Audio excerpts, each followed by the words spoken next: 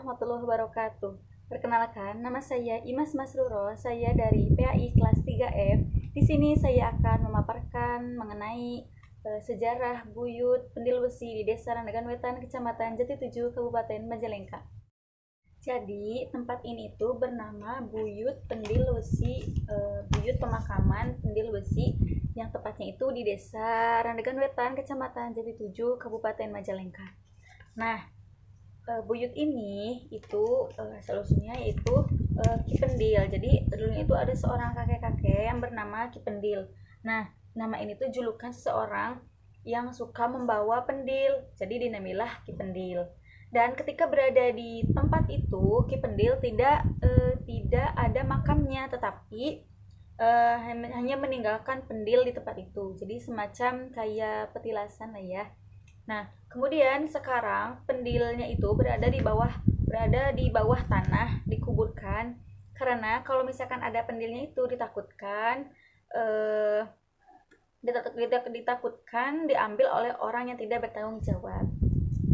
Nah, penasaran kan tentang sejarahnya? Kita lihat saja ya, cekidot. Jadi setelah saya wawancara dengan juru kuncinya, yaitu Bapak Sud. Nah, Bapak Sud ini seorang juru kunci ya. Jadi kata beliau itu, kalau ngomongin soal sejarahnya, itu nggak akan selesai dalam jangka 1 bulan. Karena Ki Pendil ini menaklukkan 25 negara. Nah, kalau ingin mengetahui lebih detailnya itu, harus memenuhi syarat-syarat yang diajukan. Nah, ini syaratnya ini sangat berat sekali dan menempuh selama 7 bulan. Syarat ini kayak seperti sesajen, kayak seperti itu ya. Nah, dibandingkan dengan Bung Karno, sejarah ini lebih besar. Kemudian mengambil sejarahnya yang jauh, awalnya itu dari Bandung, pindah ke Lembang Buaya, ke Kuningan, ke Indramayu, kemudian ke Talaga, ke Blitar, terus muter ke Cirebon, Karangapel, kemudian ke Arjawinangun, Tegal, Gubuk, Majasari, Susukan, Kedongdong, Cisambang, terus Mibonga, Jatiwangi, Kertajati, dan seterusnya. Nah, kemudian sampailah singgah di Desa Randegan Wetan, yang tepatnya di pemakaman tersebut. Kemudian Pendil Besi atau Pendil Ngesi, namanya tuh ya, bisa adanya makam itu karena sejarah ngumpet atau menjadi tempat persembunyian. Nah, dahulu pada masa perang Belanda, Prancis, Jepang, Cina, Jepang itu mengincar sesepuh Jatitujuh. Nah, kemudian di Jatitujuh ini ada Ki Randegan, kemudian bersembunyi di tempat itu. Jadi biar tidak dikasih tahu tuh. Nah, kemudian tempat itu dibuatlah sedemikian rupa supaya bagaimana caranya agar penjajah tidak mengincar Ki Randegan itu. Kemudian Ki Sepuh Randegan sangguplah untuk memenuhi persyaratan itu. Jadi persyaratan itu ada 3 persyaratan ya, ada 3 benda. Nah, 3 benda itu saya tidak tahu ya itu apa. Soalnya tidak diceritakan dan tidak disebutkan oleh juru kuncinya. Kemudian, nah, adanya sejarah ini itu dari Kuwu itu kepala desa ya, Kuwu pertama, tapi tidak ada makamnya. Nah, kemudian hanya yang ada makamnya itu hanya Kuwu kedua keturunan ya, Kuwu kedua. Kemudian Kuwu yang kedua ini suami istri, Nyi Pendil dan Ki Kodek. Jadi Nyi Pendil itu istrinya dan Ki Kodek itu suaminya.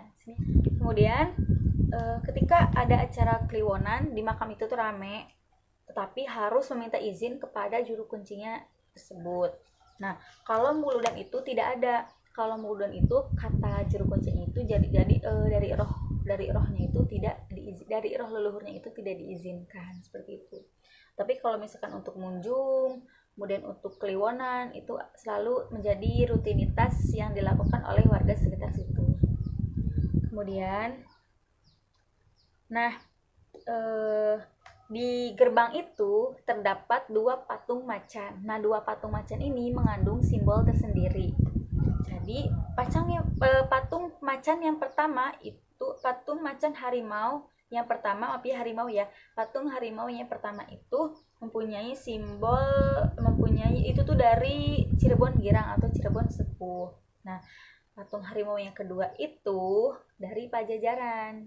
Nah, membuat patungnya itu pun harus memenuhi syarat yang telah diajukan lah dari roh sesepuh, dari roh leluhurnya itu ya. Jadi tidak sembarangan membuat patung harimau tersebut. Nah, kemudian terdapat banyak pohon beringin, ada beberapa, ada 4 atau ada 5 di sekitar situ ya.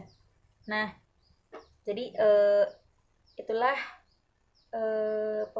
pemaparan sejarah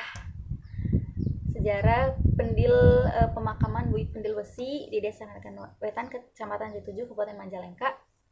Oh iya, sebelum ditutup, jadi sebelum saya melakukan wawancara dengan juru kuncinya itu, saya terlebih dahulu mencari di internet untuk menambah referensi saya. Tetapi ketika saya mencari di internet itu tidak ada. Jadi memang kata juru kuncinya itu tidak sembarangan orang untuk mengetahui sejarah lebih detailnya tentang pemakaman tersebut. Jadi hanya segitu pemaparan dari saya.